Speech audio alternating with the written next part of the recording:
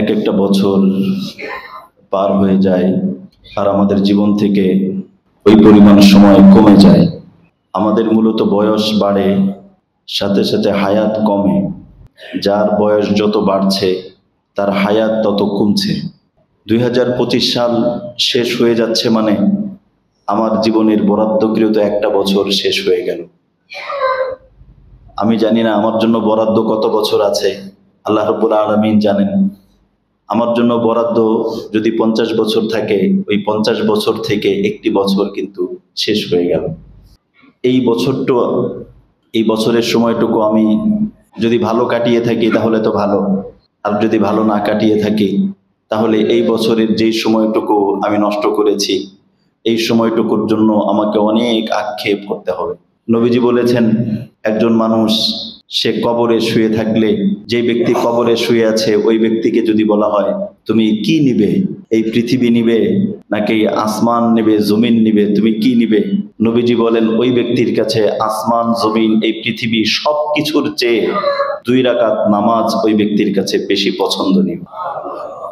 সে ওই সময়টুকুর জন্য আক্ষেপ করবে যেই সময়টুকু ইচ্ছা করলে সে 2 রাকাত নামাজ পড়তে পারত, ইচ্ছা করলে পরকালের জন্য কিছু করতে পারত, কিন্তু সে সময়টুকু নষ্ট করেছে। এজন্য আসুন, বছর শেষ হলে ব্যবসায়ী তারা তাদের ব্যবসা গুছায়, শিক্ষা প্রতিষ্ঠান যাদের আছে তারা প্রতিষ্ঠান গুছায়, শিক্ষার্থী তারা লেখাপড়া গুছায়। আমি পুরো বছরে কতটুকু পড়েছি একটা হিসাব নিকাশ করে ফাইনাল পরীক্ষার জন্য প্রস্তুতি নেয়। আমাদের জীবনের শেষ প্রান্তে, জীবনের বছরগুলো শেষের দিকে, জীবনের বছরগুলো পার হয়ে যে শেষের দিকে যাচ্ছে, মুমিনের উচিত আমাদেরও জীবন গোছানো। অনেকের আছে জীবনটা গোছালো না, এলোমেলো জীবন। মুমিনের জীবনটা গোছালো থাকা উচিত। আমার পোশাক আমি যেরকম গোছালো চাই, আমার বাসা যেরকম গোছালো চাই, আমার উচিত আমার জীবনটাও যেন গোছালো হয়, আমার জীবনটাও যেন পরিপাটি হয়। আল্লাহ রাব্বুল আলামিন আমাদের সকলের জীবনকে পরিপাটি সুন্দর করার তৌফিক দান করেন। আজকে আমি জীবন গোছানো সম্পর্কে রাসূল সাল্লাল্লাহু আলাইহি ওয়াসাল্লামের কিছু আদর্শ, নিজের জীবন থেকে কিছু গোছানো শুরু করব কিভাবে। হয়তো আমি গোছাইনি, গোছাতে পারিনি, বুঝ হয়নি, যে কোনো কারণেই হোক আমার জীবনটা গোছালো না, তো গোছানো শুরু করব কিভাবে? ঈমানওয়ালা তার জীবন গোছাবে 2টা কাজ দিয়ে। আমরা সব সময় চলতে ফিরতে, উঠতে বসতে এই কথাটা যদি জেহেনে কারো থাকে, আশা করা যায় তার জীবন অনেক সুন্দর হবে। আমাদের দায়িত্ব, আমাদের সিলেবাস হচ্ছে 2টা, অনেকগুলি, সবগুলি মৌলিকভাবে 2টা। একটা হচ্ছে আমাকে কেন্দ্র করে আল্লাহ রাব্বুল আলামিনের কিছু হক আছে, আল্লাহ রাব্বুল আলামিনের কিছু বিধান আছে, সেগুলো আমাকে পালন করতে হবে, যেটা আল্লাহর সাথে সম্পৃক্ত, এটা কোনো মানুষের সাথে সম্পৃক্ত না। আমি নামাজ পড়লাম বা না পড়লাম এটা আল্লাহ পাকের হক। আমি যদি নামাজ পড়ি তাহলে আল্লাহ রাব্বুল আলামিনের আমার প্রতি আল্লাহর যে হক ছিল এই হক আদায় হবে। আর যদি নামাজ না পড়ি তাহলে আমার প্রতি আল্লাহর যে হক ছিল এই হকটা আদায় হলো না। রোজা রাখা এটাও আল্লাহর হক, যাকাত দেওয়া, হজ করা, কুরবানি করা, এসব বিষয়গুলো হচ্ছে আল্লাহর হক। আমরা জীবন গোছালো শুরু করব এভাবে। আমি চিন্তা করব যে আল্লাহর যে হকগুলি আছে অথবা যে হকগুলি গত হয়ে গেছে এই হকগুলো আদায় করা হয়েছে কিনা, অথবা বর্তমানে আমি এই হকগুলো আদায় করছি কিনা। যদি এমনটা কেউ হয় যে আলহামদুলিল্লাহ উনি দেখেন উনি বর্তমানে আল্লাহর যে হক আছে এই হকগুলি আদায় করছেন, তাহলে বুঝতে হবে যে তার জীবনের যে সিলেবাস, মুমিনের জীবনের সিলেবাসের 50 নাম্বার তার অর্জন আছে, বাকি আরো 50 নাম্বার সেটা হচ্ছে হুকুকুল ইবাদ, বান্দার হক, মানুষের হক। অধিকাংশ মানুষ ধরা খাবে এই হকের জন্য, পরকালে অধিকাংশ মানুষ নিঃস্ব হয়ে যাবে এই মানুষের হকের জন্য। মানুষের হকের জন্য অনেক বাবা ধরা খেয়ে যাবে, অনেক শ্বশুর ধরা খেয়ে যাবে, অনেক শাশুড়ি ধরা খেয়ে যাবে, অনেক জামাই ধরা খেয়ে যাবে এই মানুষের হকের জন্য, অনেক প্রতিবেশী ধরা খেয়ে যাবে মানুষের হকের জন্য। এজন্য আমরা আজকে নবী জীবনের এই গুরুত্বপূর্ণ অধ্যায়, নবীজি মানুষের হকের ব্যাপারে কতটা গুরুত্ব দিয়েছেন এবং নিজে কতটা সতর্ক থেকেছেন, আমরা এই বিষয়গুলো নিয়ে অতি সংক্ষেপে সামান্য কিছু আলোচনার চেষ্টা করব। মোহতারাম, জীবনের সময়গুলো তো চলেই যাচ্ছে, আমরা একটু মানার নিয়েতে, জীবন গড়ার নিয়েতে শুনি, আমার নিজের নিয়েতে শুনি, যে আমি নিজেকে লক্ষ্য করে আমি যে বলছি, আল্লাহ যেন আমাকে আমল করার তৌফিক দান করেন। আমরা যারা শুনছি, আল্লাহ পাক প্রত্যেককে যেন আমল করার তৌফিক দান করেন। আজকে মুমিনের জীবনের দাম নাই। মুমিনের কাছে সবচেয়ে কম দামি হচ্ছে তার জীবন। 500 টাকা পেয়ে একজনের মাথার মধ্যে ইট মেরে চলে আসতেছে, 500 টাকা পেয়ে একজনের গাড়িতে আগুন ধরাই দিয়ে চলে আসতেছে, 500 টাকা পেয়ে একজন মানুষকে হত্যা করে ফেলতেছে। এই কি সামান্য কিছু টাকায় একটা জায়গায় আগুন ধরাই দিচ্ছে, সামান্য টাকা। বন্ধু, তুমি এই টাকা দিয়ে কি করবে? তুমি যে একটু টাকা খেয়ে এই সামান্য কিছু স্বার্থে তুমি এত বড় বিশৃঙ্খলা করলে, একটা ধ্বংসাত্মক কাজ করলে, কোনো মানুষকে আঘাত করলে, তুমি যেই মানুষটাকে মারলে, তুমি যে বাসের মধ্যে আগুন দিলে, ওই বাসের মধ্যে যদি কোনো লোক থাকে মারা যায়, তুমি কি জানো ওই ব্যক্তির জন্য তার স্ত্রী অপেক্ষা করছে, তার সন্তানরা অপেক্ষা করছে, তার জন্য কতগুলো মানুষ অপেক্ষা করে, তার বৃদ্ধ পিতামাতা যদি থাকে তারা অপেক্ষা করে আমার সন্তান আসবে। অনেক বাবা মা থাকে যে সন্তান ঘরে ঢোকার আগ পর্যন্ত ঘুমায় না, ঘুম আসে না, স্ত্রী অপেক্ষা করে, সন্তানরা অপেক্ষা করে। আর আমি সামান্য কিছু, একদম নিছক সামান্য কিছুর জন্য এত বড় একটা দুর্ঘটনা ঘটাই দিলাম। আমি কি জানি আমার পরিণতি কি হবে?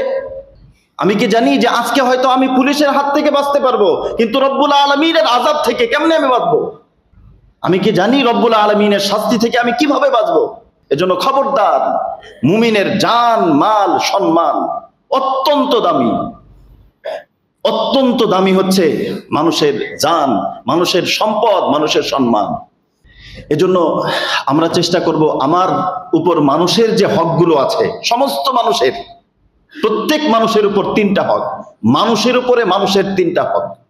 কারো জান, জীবন নষ্ট না করা, অথবা কারো শরীরে আঘাত না করা, শরীর কেন্দ্রিক একটা হক। কোনো মানুষকে না মারা, মানুষকে আঘাত না করা। একটা হচ্ছে সম্পদ কেন্দ্রিক একটা হক, কোনো মানুষের সম্পদকে নষ্ট না করা। আর একটা হচ্ছে সম্মান কেন্দ্রিক একটা হক, মানুষের সম্মান, মানুষকে খোঁচা মারা, মানুষকে ছোট করা। দিনদার মানুষ, অনেক বড় দিনদার, অনেক বড় মাপের দিনদার মানুষ, ঘরে ছেলে নতুন বিয়ে করে নিয়ে আসছে, বউ একটু ভুল করছে, সাথে সাথেই বলে উঠলো, এগুলো বাবা মা শিখাই দেয়নি? এটা কি খোঁচা মারা না? এটা কি তাকে কষ্ট দেওয়া না? আপনি আপনার ছেলেকে কি শিখাই দিয়েছেন? মানুষ মৃত্যু পর্যন্ত শিখে। এই যে আমাদের যত দিন যায় তত আমরা শিখি না? মানুষের জীবনের পদে পদে শিখে। হ্যাঁ, সে একটু ভুল করছে, এই জন্য সাথে সাথে, এটা অনেকের অভ্যাস, নেচারই এরকম। আমার এই কথায় যে কেউ কষ্ট পাচ্ছে, আমার এই কথার জন্য যে হাসরের ময়দানে আমাকে ধরা হবে, এটা যে দিন, এটা বুঝিই না। অথচ এটা মারাত্মক বড় ধরনের দিন, দিনের গুরুত্বপূর্ণ অংশ।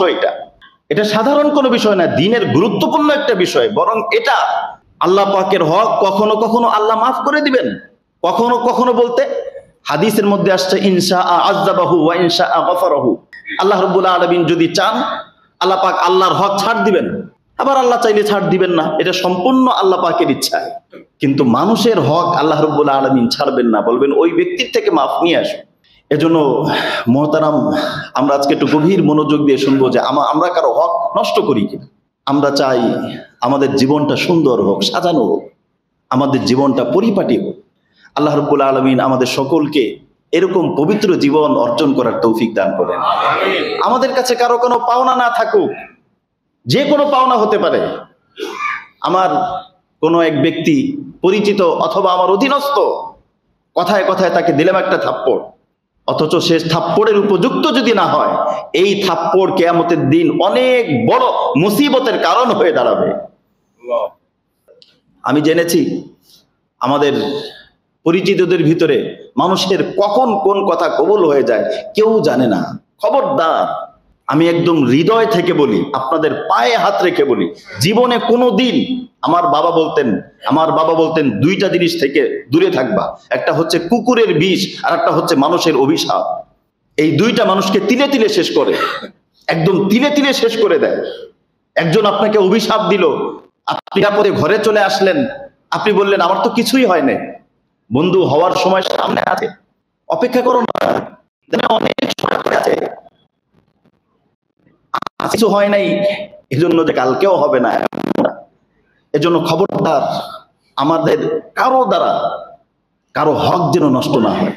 আল্লাহ রাব্বুল আলামিন আমাদের সকলকে এভাবে চলার তৌফিক দান করেন। আমরা ইবাদত যতটুকু করতে পারি, কিন্তু খবরদার কারো হক যেন নষ্ট না করি, কোনো অবস্থাতেই কারো হক যেন নষ্ট না করি। এভাবে যদি আমরা চলতে পারি তাহলে জীবনটা গুছালো হবে, সাজানো হবে, সুন্দর হবে। এই জীবন আল্লাহ রাব্বুল আলামিনের কাছে দামি হবে। মানুষের হক তিন ধরনের। একটা হচ্ছে শারীরিক হক। শারীরিক হক অর্থাৎ আমার দ্বারা একজন মানুষের শরীর নিরাপদে থাকা। আমি যদি কারো শরীরে আঘাত করি অথবা আমি যদি কাউকে অন্যায়ভাবে হত্যা করি তাহলে এই হক নষ্ট হলো। এক্ষেত্রে কোরআনুল কারীমে আল্লাহ রাব্বুল আলামিন বলেছেন, অনেকগুলো আয়াত আছে, তার মধ্যে সুনানুন নাসাইর একটি হাদিস 3988 নম্বর হাদিস, নবীজি বলেছেন, কতরুল মুমিন আযমু ইনদাল্লাহি মিন যাওয়ালিদ দুনিয়া। একজন মানুষকে হত্যা করা, একজন মুমিনকে হত্যা করা আল্লাহ রাব্বুল আলামিনের কাছে এটা এতটা গুরুতর। আমাদের কাছে স্বাভাবিকভাবে দেখি আমরা পত্র পত্রিকায় 2 জন লোক মারা গেছে, আরে 2 জন লোক এটা আবার কি, এটা কি কোনো মরা হইল? 3 জন লোক, 4 জন লোক, 10-12 জন লোক, এগুলো তো প্রত্যেকদিন মরে, এটা কোনো ব্যাপার হইল? অথচ দেখেন নবীজি বলেন আল্লাহ রাব্বুল আলামিনের কাছে এই গোটা পৃথিবী ধ্বংস হয়ে যাওয়া, গোটা পৃথিবী ধ্বংস হয়ে যাওয়াটার থেকেও গুরুতর হলো একজন মুমিনকে হত্যা করে দেওয়া। কল্পনা করা যায় গোটা পৃথিবী ধ্বংস হয়ে যাওয়া, অথচ মাত্র 500 টাকায় মানুষ খুন হয়, 1000 টাকা 2000 টাকায় মানুষ খুন হয়, 1000-2000 সামান্য টাকায় দুর্ঘটনা ঘটে, আগুন ধরে, বিশৃঙ্খলা হয়। উনি কি জানে এই কাজটা যে করলো, সে কি জানে তাকেও মরতে হবে? সে কি জানে তাকেও রবের কাছে হিসাব দিতে হবে? তার এই জীবনই শেষ না, একদিন তারও যৌবন শেষ হয়ে যাবে, একদিন সেও বিছনার মধ্যে একদম নিথর হয়ে পড়ে রইবে। একদিন তার নিজের গোসল নিজে করার শক্তি থাকবে না, নিজের কাপড় নিজে পরার শক্তি থাকবে না, শুধু বাসা থেকে কবরস্থান পর্যন্ত হেঁটে যাওয়ার শক্তি থাকবে না। সে যে গোসল করবে, একটু এপাশ ওপাশ হবে, এটারও শক্তি থাকবে না। সেদিন কি সবার জীবনে আসবে না? সেদিন কি সবার জীবনে আসবে না? এজন্য আল্লাহ পাক আমাদেরকে উপলব্ধি করার তৌফিক দান করেন।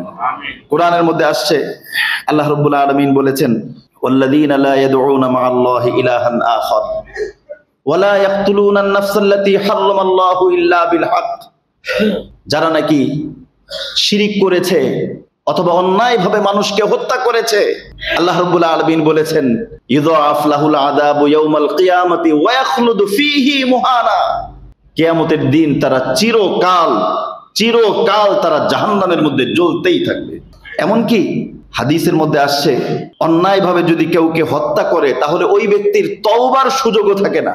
সে যে তওবা করবে ওই সুযোগটাও থাকে না। সুনানুন নাসাইর হাদিস, সুনান আবু দাউদের হাদিস, সুনানুন নাসাইর 3984 নম্বর হাদিস, নবীজি বলেন, কুল্লু যামবিন আসাল্লাহু আইয়াগফিরাহু। প্রত্যেক অপরাধ আল্লাহ রাব্বুল আলামিন যদি চান তাহলে ক্ষমা করে দিতে পারেন, তবে ইল্লা মান মাতা মুশরিকা, যে ব্যক্তি মুশরিক হয়ে দুনিয়া থেকে গেল ওই ব্যক্তির কোনো ক্ষমা নাই। অথবা আও মুমিনুন কতালা মুমিনান মুতাআম্মিদা, অথবা কোনো মুমিন সে যদি কোনো মুমিনকে ইচ্ছাকৃত হত্যা করে থাকে তাহলে ওই হত্যাকারীর কোনো ক্ষমা নাই। হাদিসের মধ্যে আসছে, হযরত আব্দুল্লাহ ইবনে আব্বাস রাদিয়াল্লাহু তাআলা আনহু বর্ণনা করেন, ইয়াজিউল মাকতুল বিল কাতিল ইয়াউমাল কিয়ামাহ। ওই নিহত ব্যক্তি কিয়ামতের দিন হত্যাকারীকে টেনে নিয়ে আসবে, আর নিহত ব্যক্তির শরীর থেকে রক্ত টপকাতে থাকবে। ওই হত্যাকারীকে টেনে নিয়ে যাবে রব্বুল আলামিনের কাছে। আল্লাহ রাব্বুল আলামিনের কাছে যাওয়ার পর আল্লাহ রাব্বুল আলামিনের কাছে বলবে, রব, এই ব্যক্তি আমাকে হত্যা করেছিল। স্বয়ং রবের কাছে চলে যাবে, যাওয়ার পর বলবে যে, রব, এই ব্যক্তি আমাকে হত্যা করেছিল। তখন হযরত আব্দুল্লাহ ইবনে আব্বাস রাদিয়াল্লাহু তাআলা আনহু উনাকে জিজ্ঞেস করা হলো যে, হযরত, ওই ব্যক্তি যদি তওবা করে, যে হত্যা করেছে, হত্যাকারী যদি তওবা করে, তখন আব্দুল্লাহ ইবনে আব্বাস রাদিয়াল্লাহু তাআলা আনহু বললেন, ওমান কতালা মুমিনান মুতাআম্মিদান। আল্লাহ রাব্বুল আলামিন কোরআনের মধ্যে বলেছেন, কেউ যদি ইচ্ছাকৃতভাবে কোনো মানুষকে হত্যা করে চিরকাল সে জাহান্নামে থাকবে। এই আয়াত তো রহিত হয়ে যায় নাই, এই আয়াতের বিধান তো উঠে যায় নাই। আয়াত যেহেতু আছে সুতরাং তার তওবা কবুল হবে না, ও জাহান্নামেই থাকবে। যদিও আহলুস সুন্নাত ওয়াল জামাতের আকীদা হলো আল্লাহ রাব্বুল আলামিন তাকেও ক্ষমা করে দিতে পারেন। আহলুস সুন্নাত ওয়াল জামাতের আকীদা এটাই। কিন্তু আব্দুল্লাহ ইবনে আব্বাস বলছেন যে ওর ক্ষমা হবে না। এটা হযরত আব্দুল্লাহ ইবনে আব্বাসের ব্যক্তিগত কথা, উনি এটাকে এত গুরুতর মনে করেছেন, উনি বলছেন ও তার ক্ষমা হবে না। কিন্তু অপর আয়াত দ্বারা, বিভিন্ন হাদিস দ্বারা বুঝে আসে হ্যাঁ তাকেও আল্লাহ ক্ষমা করে দিতে পারেন যদি সে আসলেই তওবা করে। তাহলে বোঝা গেল বিষয়টা কতটা গুরুতর। এজন্য আমরা চেষ্টা করব আমাদের কোনো অবস্থাতেই আমাদের দ্বারা কেউ কোনোভাবে আঘাতপ্রাপ্ত না হোক। অপর হাদিসের মধ্যে আসছে, মুসনাদ আহমদের হাদিস, আল্লাহ রাসূল সাল্লাল্লাহু আলাইহি ওয়াসাল্লাম বলেছেন, ইন্নাল্লাহা ইউআযযিবু আল্লাযীনা ইউআযযিবুন নাস। দুনিয়ার মধ্যে যেই লোকগুলো মানুষদেরকে যেভাবে শাস্তি দিবে অন্যায়ভাবে, আল্লাহ রাব্বুল আলামিন ঠিক তাদেরকে কিয়ামতের দিন ওভাবেই শাস্তি দিবে। এজন্য আমাদের দ্বারা কেউ কোনো দিক দিয়ে কেউ কোনো কষ্ট না পাক, আমাদের দ্বারা কোনো অন্যায় যেন না হয়, মানুষের হক নষ্ট যেন না হয়, আমরা সতর্ক থাকবো। আল্লাহ রাব্বুল আলামিন আমাদেরকে তৌফিক দান করেন। দ্বিতীয় বিষয়টা হচ্ছে মানুষের আর্থিক হক নষ্ট করা। এটা খুব বেশি হয়, মানুষকে হত্যা করা এটার থেকে বেশি হয় হচ্ছে আর্থিক হক নষ্ট করা। হাদিসের মধ্যে আসছে, রাসূল সাল্লাল্লাহু আলাইহি ওয়াসাল্লাম, সহিহ মুসলিমের হাদিস 1619 নম্বর হাদিস, রাসূল সাল্লাল্লাহু আলাইহি ওয়াসাল্লামের কাছে যখন নাকি জানাজা আসতো, এই যে এখানে আমাদের মসজিদেও যেরকম জানাজা আছে, জানাজা আসার পর আমরা জানাজা পড়াই, কিন্তু নবীজি ঘোষণা করতেন ওই ব্যক্তি কি ঋণী আছে, আলাইহি দাইনুন, ওই ব্যক্তি কি কোনো ঋণী আছে, ঋণ করে মারা গেছে এরকম। যদি বলা হতো যে না সে কোনো ঋণ নাই এ অবস্থায় মারা গিয়েছে, তখন নবীজি তার জানাজা পড়তেন। আর যদি বলতেন, লোকেরা যদি বলতো যে হ্যাঁ তার ঋণ আছে, তখন নবীজি জিজ্ঞেস করতেন ঋণ পরিশোধ করার সম্পদ আছে, ঋণ করেছে কিন্তু যেই সম্পদ আছে ওই সম্পদ দিয়ে তার ঋণ পরিশোধ হয়ে যাবে, ঋণ পরিশোধ করার মতো কিছু রেখে গেছে। যদি বলা হতো হ্যাঁ ঋণ পরিশোধের কিছু রেখে গিয়েছে, তাহলেও নবীজি জানাজা পড়তেন। কিন্তু এমনটা যদি হতো যে ঋণ করেছে কিন্তু ঋণ পরিশোধের কোনো সম্পদ নাই, তাহলে নবীজি জানাজা পড়তেন না। নবীজি না জানাজা পড়তেন না, এর অর্থটা কি? প্রত্যেক মুমিন মুসলিমের তো জানাজা পড়া হয়, ওই ব্যক্তির জানাজা কেন পড়া হবে না? মানে নবীজি ওই ব্যক্তিকে মুমিন মুসলিম মানতে রাজি না। অমুসলিমের যেরকম জানাজা পড়া হয় না, নবীজি কেমন যেন বোঝাচ্ছেন এ বাহ্যিকভাবে মুসলমান হলেও এর কাজ অমুসলিমের মতো, এজন্য নবীজি তার জানাজা পড়তেন না। অনেকের দেখা যায় যে ঋণের পর ঋণের পর ঋণ, একটু হিসাব করা, এগুলো পরিশোধ করে যেতে পারবো তো? কুল্লু মাইয়িতিন মাহবুসুন আলা দাইনিহি, প্রত্যেক মৃত্যু ব্যক্তি নামাজি, রোজাদার, ইবাদত গুজার, হজ করেছে, উমরা করেছে, অনেক কিছু করেছে, এলাকার অনেক ভালো মানুষ, নবীজি বলেন ওই ভালো মানুষটা আটকে যাবে ঋণের কারণে। মরার পরে সব ওকে, কিন্তু একটা ফাইল সাইন হয় নাই, ওই একটা ফাইলের জন্য আটকে যাবে। কত বছর আটকে যাবে? লক্ষ লক্ষ বছর আটকা থাকবে হাসরের ময়দানের আগ পর্যন্তই, এই ঋণের কারণে। এজন্য মুহতারাম, নিজের দিকে একটু তাকাই, আমার উপর কোন দিক দিয়ে কারো আর্থিক ঋণ আছে কিনা। হাদিসের মধ্যে আরো আসছে, রাসূল সাল্লাল্লাহু আলাইহি ওয়াসাল্লাম বলেছেন, মান যালামা কাইদা শিবরিন মিনাল আরদি তাওয়াক্কাহু মিন সাবঈ আরদিনা ইয়াউমাল কিয়ামা। কেউ যদি কারো জায়গা এক অর্ধহাত পরিমাণ, এক বিঘত, এক অর্ধহাত পরিমাণ জায়গা যদি কেউ দখল করে অন্যায়ভাবে কেউ যদি এক অর্ধহাত পরিমাণ জায়গা দখল করে, তাহলে কিয়ামতের দিন এই যে পৃথিবী আছে, এই পৃথিবীর মতো 7টা পৃথিবী কিয়ামতের দিন তার গলার মধ্যে লটকায় দেওয়া হবে। গলার মধ্যে এই 7টা পৃথিবী তার গলার মধ্যে লটকায় দেওয়া হবে। বলেন তো 7টা পৃথিবী না, এক মন গলার মধ্যে লটকায় দিলে হাঁটা যাবে? কিন্তু এরকম যদি হয়, মানে এক কথায় সে নিরুপায়, সে ধরা খেয়ে যাবে, সে হাঁটতে পারবে না, চলতে পারবে না। রব আমার হিসাব নেন, হিসাব আগে দিয়ে আসো, এক অর্ধহাত পরিমাণ জায়গার হিসাব দিয়ে আসো। জায়গা জমি নিয়ে কত ঝামেলা, গ্রাম অঞ্চলে একজনের জায়গা আরেকজন দখল করা, কত কিছু চলে।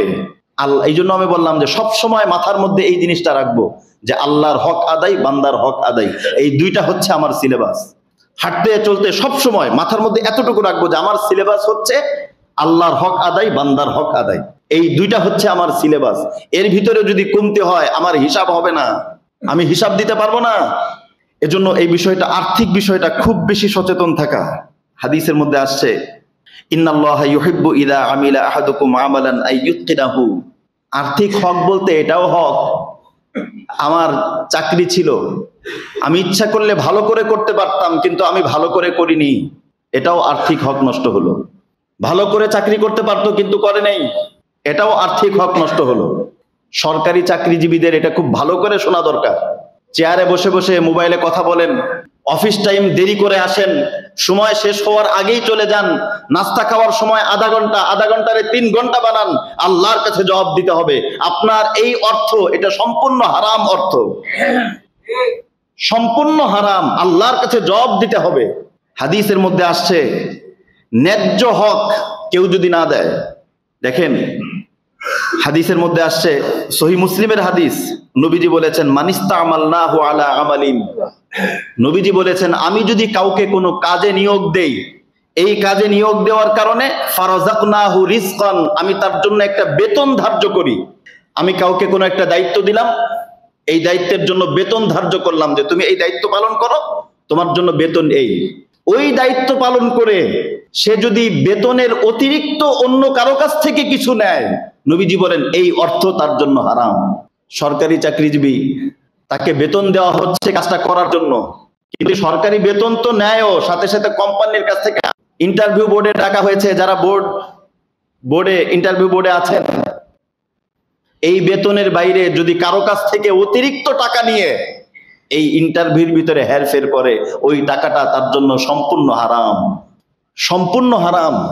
এটা অনেক বিস্তৃত বিষয়, আমরা নিজেরাই হিসাব করবো যে আমার কাজ যতটুকু, এর বাইরে আমি নিচ্ছি কিনা। অনেক চাকরি আছে যে চাকরির ক্ষেত্রে বলা হয় বেতন যাই হোক ইনকাম আছে, কথা শুনেননি আপনারা? বেতন যাই হোক কিন্তু কি আছে? ইনকাম আছে। ওই ইনকামটাই কি? নবীজি বলেছেন ওই ইনকামটাই হলো হারাম, ওটা আর কিছু না, ওইটাই হারাম। এই হারামে আরাম নাই।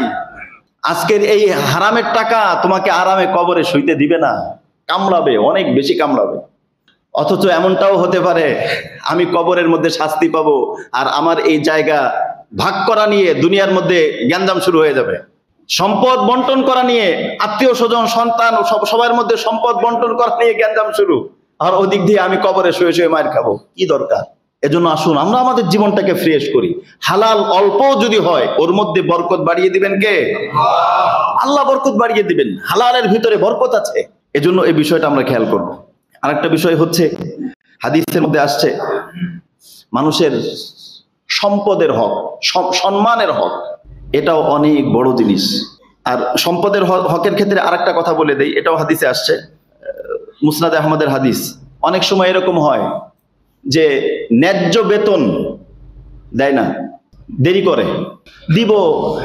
শ্রমিক বলতেছে যে স্যার মাসের 10 তারিখ হয়ে গেল, বেতন দিবেন না। আরে কোত্থেকে দিব, এই ঋণ দিনা হয়ে গেছি, এই হয়ে গেছি, সেই হয়ে গেছি। কিন্তু সারা বছর তো আপনার কোম্পানি চলতেছে, আপনি দিনা হয়ে গেছেন, এই কারণে তো আপনার ব্যবসা মানে ভ্রমণ বন্ধ থাকে না, আপনার ঘরের বাজার বন্ধ থাকে না, আপনার ঘোরাঘুরি বন্ধ থাকে না, আপনার মার্কেটিং বন্ধ থাকে না। শ্রমিকদের বেতন দেওয়ার সময় আপনি ফকির হয়ে যান, আল্লাহর কাছে জবাব দেওয়া লাগবে। অনেকে আছে এরকম। এই হাদিসটা শুনেন, নবীজি কি বলেন। হাদিসের মধ্যে আসছে, হযরত মুআবিয়া রাদিয়াল্লাহু তাআলা আনহু বর্ণনা করেন, সামি'তু রাসূলুল্লাহ সাল্লাল্লাহু আলাইহি ওয়াসাল্লাম ইয়াকুল, আমি নবীজিকে বলতে শুনেছি, লা ইয়াতি রাজুলুন মাওলাহু ইয়াসআলুহু মিন ফাদলিন ইনদিহি ফায়ামনাউহু ইয়া, কোন শ্রমিক সে যদি মালিকের কাছে যায় তার ন্যায্য অধিকার আদায়ের জন্য, আমার ন্যায্য বেতন অথবা ন্যায্য হক, ন্যায্য অধিকার আদায়ের জন্য যদি দেয়, সে যদি তাকে বলে দিব না, এরকম কোন অজুহাত পেশ করে, এখন টাকা নাই, পরে নিও, এই করো সেই করো, এরকম যদি পেশ করে, তাহলে কিয়ামতের দিন ওই মালিকের জন্য আল্লাহ রাব্বুল আলামিন সুজাউন আকরা, মানে বিষধর সাপ নিযুক্ত করবে। ওই বিষধর সাপ তাকে দংশন করতে থাকবে এই অপরাধের কারণে। এজন্য আমরা এই বিষয়টা খেয়াল রাখবো। কুরআনুল কারীমের মধ্যে আল্লাহ রাব্বুল আলামিন বলেছেন, ওয়াইলুল লিল মুতাফফিফিন, মুতাফফিফ তাদের জন্য ধ্বংস। মুতাফফিফ কারা? আল্লাযীনা ইযা তালু আলান নাসি ইস্তাওফুন, নিজেরটা যখন বুঝে নেয়, একদম 100তে 100 বুঝে নেয়, অপরকে যখন বুঝিয়ে দেওয়ার বিষয় আসে তখন তারা এলোমেলো হেরফের করে। বুঝে নেয়, বুঝে দেয় না, এরা হলো মুতাফফিফ। অনেক শিক্ষক আছে মুতাফফিফ, নিজেরটা ঠিকই বুঝে নিচ্ছে কিন্তু ছাত্রদের অধিকার ঠিকমতো দিচ্ছে না। ক্লাসে পড়াইতে যে এগুলো ক্লাসে হবে না, এগুলোর জন্য আলাদা কোচিং আছে। ক্লাসে যখন পড়াইতে গেলে, কেন আপনার কোচিং ছাত্রের কেন কোচিং করা লাগবে? আপনি যে ছাত্রকে পড়াচ্ছেন ওর আলাদা কোচিং করা মানে আপনার ব্যর্থতা, আপনার শিক্ষকতা করার কোনো অধিকার নাই, এটা আপনার ব্যর্থতা।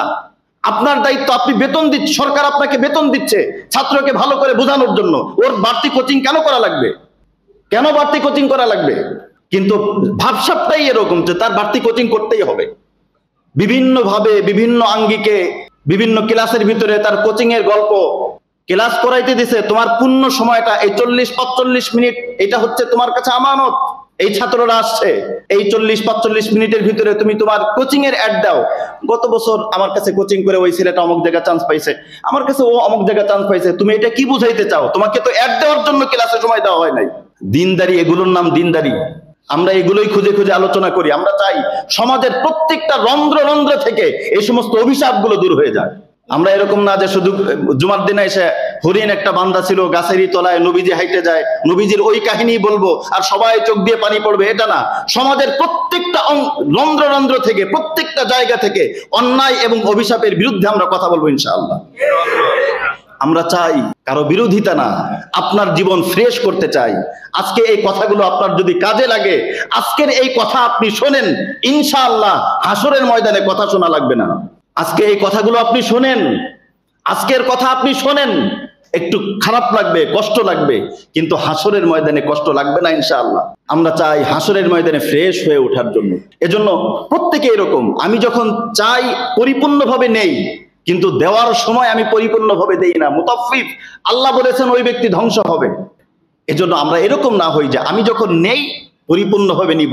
হ্যাঁ, আমারটা আমি পরিপূর্ণভাবে নিব, কিন্তু আমি যখন দিব সেটাও পরিপূর্ণভাবে দিব। আমার দায়িত্ব যেটা আছে পরিপূর্ণভাবে আমার সামর্থ্যের ভিতরে, শক্তির ভিতরে, আর শক্তির বাইরে যেটা সেটা আল্লাহ মাফ করে দিবে। কিন্তু শক্তি যতটুকু আছে পরিপূর্ণভাবে দেওয়া। আমি একটা চাকরি করি, আমার খেয়াল করব যে আমার দ্বারা যতটুকু সম্ভব পরিপূর্ণভাবে দেওয়া, এর মধ্যে কোনো একটু খুঁত না থাকে। এরপরেও যদি ভুল হয়ে যায় আল্লাহ রাব্বুল আলামিন মাফ করে দিবেন। এজন্য এই বিষয়গুলো আমরা প্রত্যেকে খেয়াল করব। 3 নম্বর হক হচ্ছে নবীজি হকের ব্যাপারে যেটা করেছেন সেটা হচ্ছে মানুষের মান সম্মানের হক। আমার দ্বারা কারো মান সম্মান যেন নষ্ট না হয়। মুমিনের সম্মান অনেক দামি। কোরআনুল কারীম আল্লাহ রাব্বুল আলামিন বলেছেন যে ওয়ালা তালমিজু আনফুসাকুম, খবরদার তোমরা একে অপরকে নিন্দা করো না, উপহাস করো না। একসাথে 3-4 জন বসা, একজনকে আমি উপহাস করে বললাম এই রোহিঙ্গা, এগুলো সচরাচর চলে। সে যদি কষ্ট পেয়ে যায়, এমনটাও তো হতে পারে যে হঠাৎ তার মৃত্যু হয়ে গেল, হঠাৎ আমার মৃত্যু হয়ে গেল, আমি মাফ চাওয়ার সময় পাইলাম না। সব দিন কি সবার কাছে মাফ চাওয়ার সুযোগ পাওয়া যায়? আমি মাফ চাওয়ার সুযোগ পাইলাম না। হ্যাঁ, বন্ধু, ক্লোজ বন্ধু, কিন্তু এমনটা কথা বলে ফেলছি, তার লাগছে, কষ্ট লাগছে। এরকম অনেক সময় হয়, কোনো কথা মানুষ এমন ভাবে বলে, কটাক্ষমূলক কথা, টিটকারি মারা কথা, খোঁচা মারা কথা, কিছু কিছু কথা আছে একদম হৃদয়ের মধ্যে আঘাত লেগে যায়। এই কথার কারণে কিন্তু আমি তার সম্মানকে নষ্ট করলাম। এই সম্মান নষ্টের কারণে আল্লাহ রাব্বুল আলামিনের কাছে আমাকে জবাব দিতে হবে। অনেক সময় দেখা যায় যে কারো ব্যাপারে কুধারণা করা, খারাপ ধারণা করা। আমি আসলে কিছুই জানি না, কিন্তু মনে হচ্ছে তার চাউনি চৌচোর মনে হয়, এমন কিছু চুরি করছে, এ মনে হয় আমার ব্যাপারে কোনো ষড়যন্ত্র করছে, এমন হয় আমার ব্যাপারে তাবিজ করছে, শুধু শুধু এরকম কখনো কখনো কুধারণা হয়, শুধু শুধু কুধারণা। হাদিসের মধ্যে আসছে কুধারণা জঘন্যতম একটা গুনাহে কবিরা। গুনাহে কবিরা কুধারণা করা। একজনকে রমজান মাসে আমি দেখলাম হোটেল থেকে খাবার খেয়ে বের হইলো। আরে এই লোকটা রোজা রাখে না, আমি স্পষ্ট দেখছি হোটেল থেকে খানা খেয়ে বের হইলো। রমজান মাস, এই লোকটা রোজা রাখে না। আরে ভাই, সে তো অসুস্থ হইতে পারে। কি বলেন, অসুস্থ ব্যক্তির জন্য রোজা না রাখার অনুমতি আছে না? আমি যে ভিতরে ভিতরে ধারণা করলাম এই লোক মনে হয় এই সমস্যা, ওর মনে হয় এই সমস্যা, এটা সম্পূর্ণ কুধারণা। এজন্য কুধারণা যেন আমরা না করি, কারো ব্যাপারে নিশ্চিত না জেনে কুধারণা যেন আমরা না করি, এটা আমরা সবাই খেয়াল রাখবো। অনেকের অভ্যাস থেকে কারো দোষ খোঁজা, এবং দোষ কিভাবে তালাশ করা যায়, শুধু দোষ খোঁজা। নবীজি বলেছেন দুনিয়ার মধ্যে যে নাকি মানুষের দোষ খুঁজবে, আল্লাহ রাব্বুল আলামিন কিয়ামতের দিন ওই ব্যক্তির দোষ খুঁজবেন। আচ্ছা বলেন তো, আল্লাহ যদি আমার দোষ খুঁজে তাহলে কোনো উপায় আছে?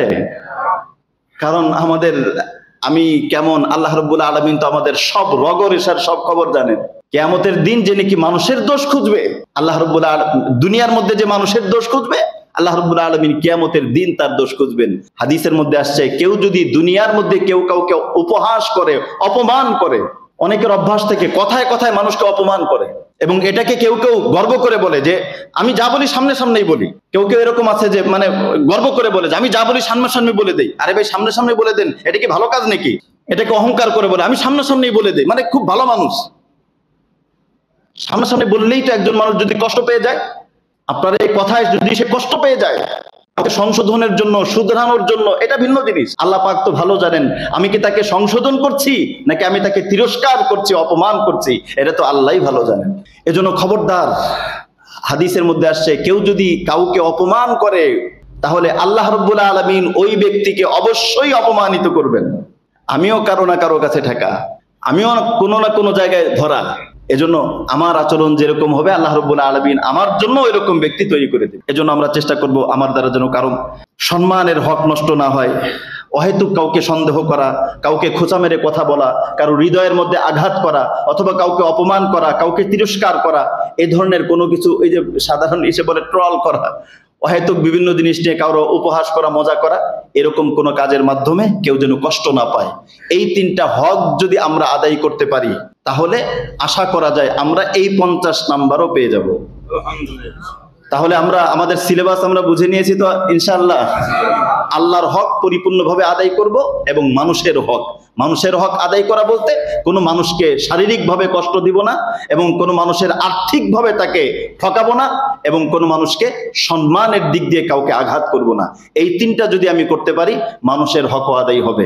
আল্লাহর হক আদায়, বান্দার হক আদায়, এই দুইটা কাজ যে করতে পারবে আমরা নিশ্চিত ওই ব্যক্তি ইন্তেকালের পরে তার যখন জানাজা হবে আমরা নিশ্চিত বলতে পারি ওই ব্যক্তির কাফনের কাপড় যতটা সাদা ওর থেকে ওই ব্যক্তির জীবন আরো বেশি ধবধবে সাদা ইনশাআল্লাহ। আল্লাহ রাব্বুল আলামিন আমাদের সকলকে এরকম পবিত্র জীবন অর্জন করার তৌফিক দান করেন। আমিন। ওয়া আখিরু দাওয়ানা আনিল হামদুলিল্লাহি রাব্বিল আলামিন। আমরা এখন